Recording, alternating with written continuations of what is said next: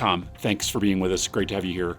We wanted to use our time with you today to talk about the ongoing war in Europe between Russia and Ukraine and its impact on agricultural commodity markets globally. We're about 3 months into the conflict at this point, but I think a lot of people are still trying to get their mind around what exactly the level of disruption to ag sectors is going to be, and importantly, how long it's going to last. And we want your perspective on those questions. Well, these are big and worthy questions. I look forward to talking about them. I think we have to start out, though, by recognizing the enormity of the human tragedy that's involved for the millions of people affected in Ukraine and, frankly, around the world, which need to be in the front of our minds. Understood. Media coverage of the Ukraine often calls this area the breadbasket of Europe. We hear that phrase a lot. I'm not sure it exactly captures the level of strategic importance that this region holds for global food production. Maybe let's start there. Could you just sort of size the importance of this area in terms of the world's ability to feed itself? Well, there's a lot of attributes of the country that is now in the borders of official Ukraine. And for several hundred years, it's been known as the breadbasket of Europe. And if any student of European history would know that coveting the landmass of Ukraine for its agricultural production and productivity has long been a goal in military campaigns, including World War I and World War II. The reason for that is the richness and the quality of the land and its aggregate size. Ukraine, in its current configuration, is the second largest country in Europe, second only to Russia. It's about the physical size of the state of Texas, so it's enormous. Very high quality piece of real estate from an agricultural production perspective. And as a result, it is very, very highly cultivated. So to give you some context, 57% of the landmass of Ukraine is cultivated agricultural farmland. Only 17% of the continental landmass of the United States is cultivated agricultural production. We tend to think we're a giant agricultural producer, as we are, but we're only using 17% of our land for that. So agriculture in Ukraine is an absolutely essential attribute, including its flag, which is the blue on top and yellow on the bottom, which is a synthetic replicant of what a wheat field looks like in the summertime. It isn't just about volume and size, however. It's also the kind of unique geographical features of this part of the world. Maybe talk also a little bit about that. How does the geography of this region contribute to the kind of ability for agricultural production and supply chains to be disrupted? Geography matters in international politics and in war in particular. It always does. Here in the United States, we have all that agricultural productivity, particularly in the Midwest, and we can just put our stuff on rails and put our stuff on barges, on boats, and sail it right out the Mississippi River. No one's trying to shoot you on the way. There's no obstructions when you get to the Gulf of Mexico. You're free and clear to world markets. In Ukraine, on the other hand, has all the attributes that I just described, but basically it has access to the southern shore of the Black Sea, and about 90% of its exports have to go out of the very small number of exposed sea terminals. Only about 10% can get out by rail or road, and their railroads are a different gauge than European railroads. So you have to move stuff from a Ukrainian train onto a European gauge railroad track, which is exceptionally inefficient. The issue is you've got this incredibly efficient agricultural producer that is very material to the world export of cereals and grains, things like sunflower and wheat and corn and so forth.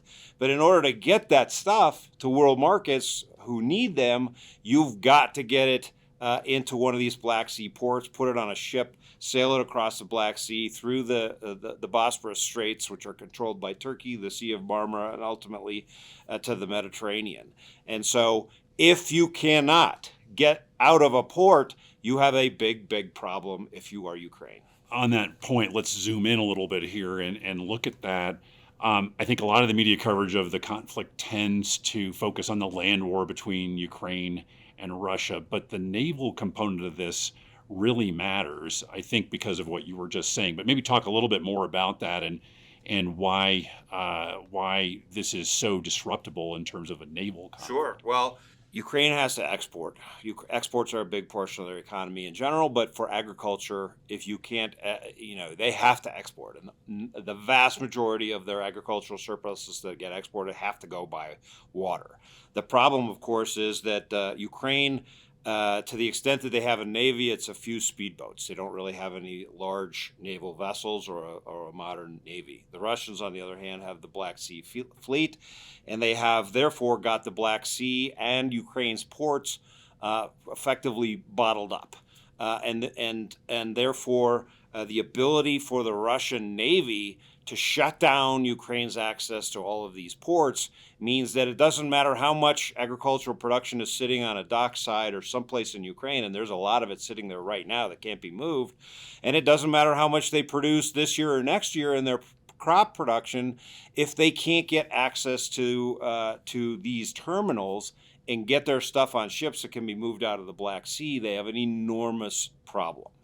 And to the extent that they have an enormous problem, that creates an enormous problem for the rest of the world, who are the buyers of their agricultural surpluses. Certainly, that's true for Ukraine, but also the ongoing impact of sanctions and warfare and hostility with Russia exacerbates that, because Russia is a very significant producer of fertilizer and an exporter of fertilizer, which the rest of the world needs to drive agricultural productivity. They too are a big exporter, and they are absorbing their rail network and other infrastructure with war and combat as opposed to exports. So just the aggregated impact of the war on production, but mostly on distribution of agricultural commodities that they produce, is the big issue.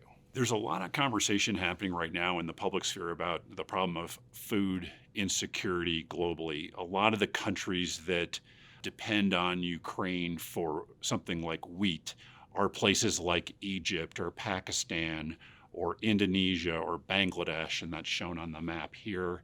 Talk about that issue. How worried are you that we're going to see higher levels of food insecurity in a lot of these pretty poor countries that need this food? Well, at any given time in world history, and today is no different, there are people who are what you could describe as being in countries or places that are on the margin of being able to survive from being able to afford or access the food they need for themselves and their families. And those people are all over the world in a variety of different places. And to the extent that food becomes harder to get and or significantly more expensive, that can drive a lot of people who are on the margin into food insecurity.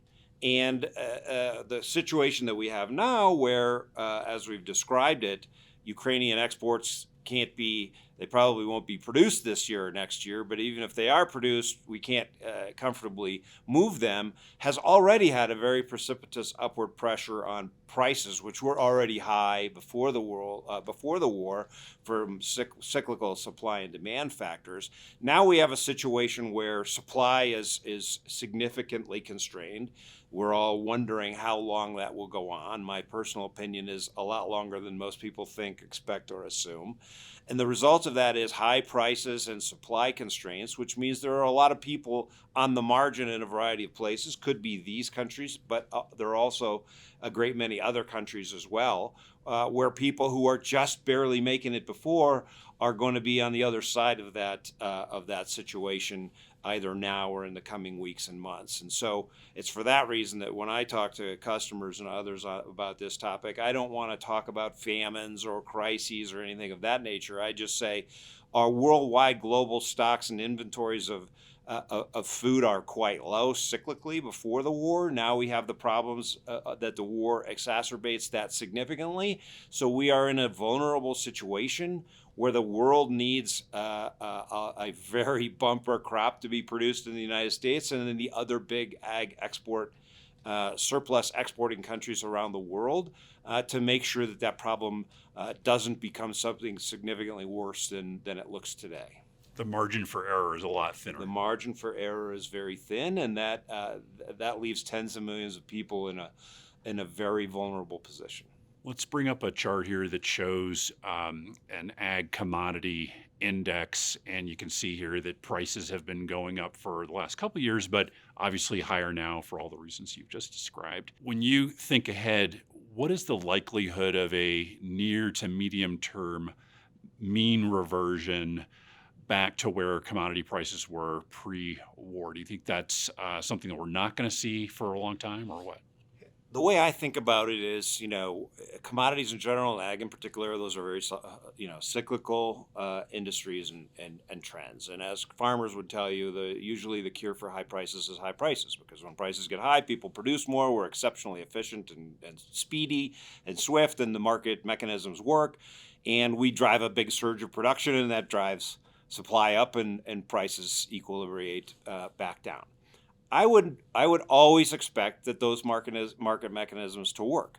The challenge that we have now, however, is we're having a big slice of supply removed for reasons other than normal economics and cyclicality and so forth. War has its own logic. It doesn't respond to market forces in the way that our normal life is guided. And therefore, it is my expectation that prices will stabilize, roll over, and come down, but not nearly as quickly as they ordinarily would if it was just, supply surge is free and clear to respond to high prices. And the reason I say that is because I think this war will drag on, because the goals and objectives of the two sides are as yet still quite irreconcilable. It is a very large-scale war over a gigantic physical space. And we have a long way to go before that gets shaken out. Even when some kind of resolution of the war can be reached by mutually beneficial agreement between the parties, you still have all of the physical destruction and impacts on the supply side that will have to be dealt with. And if we don't get back to a situation where Ukraine is fully in control of its own Black Sea coast with its ports and so forth, you still have this issue of, well, what's Ukraine going to do? Even if it can produce surpluses to export, is it really going to be able to do that? So there's still a long way to go before all of this gets worked out from what's the final resolution between Ukraine and Russia.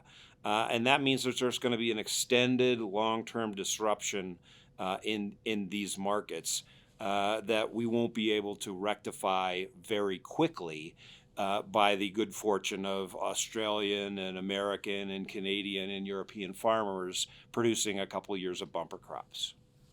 Although we certainly hope they will. Let's go to the final question here about Russia and Russia's place in the world. I think for the last couple of decades, people in the West have been pretty dismissive of Russia as a global power. There's John McCain's quote that Russia's a gas station masquerading as a country, that kind of thing.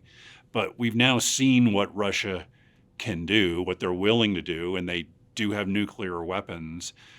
Just maybe think about and talk about Russia's place in the world going forward, vis-a-vis Europe, vis-a-vis us here in the U.S., vis-a-vis China, et cetera. Well, we've just ended and exited a 30-year period after the collapse of the Soviet Union, the collapse of the Berlin Wall, where we were trying to integrate Russia and other countries that had been, communist countries for so long into the world economy, liberalize trade, and do all of those things. We have now ended that without question. I've long thought that Vladimir Putin had a very weak hand of cards that he played very aggressively.